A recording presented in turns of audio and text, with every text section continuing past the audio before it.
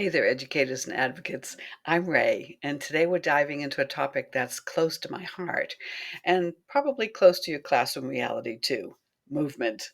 You know those wiggles, squirms, and bursts of energy? They're not distractions, they're actually invitations. So let's talk about how movement fuels learning, from the science to the everyday magic. Let's start with the brain. Research shows that movement activates neural pathways that support memory, attention, and emotional regulation. When children move, they're not just burning energy, they're building connections, literally. Think about it. A child hopping while counting isn't just learning numbers.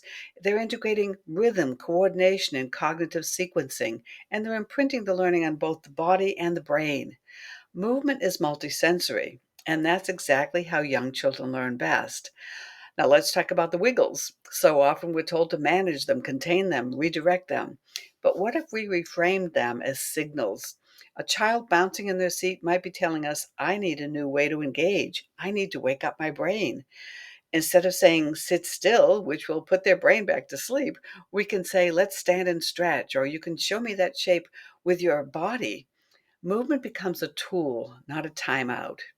Here are a few simple, powerful ways to bring movement into learning.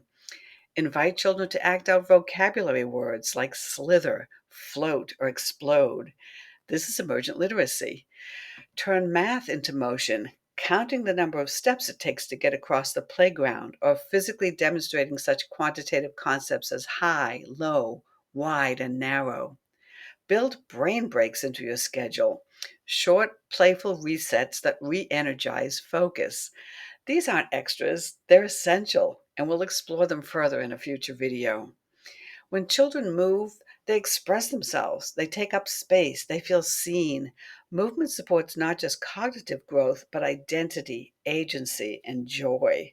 And when we honor that, when we say, your body belongs in this learning space, we're building classrooms that are inclusive, responsive, and deeply human.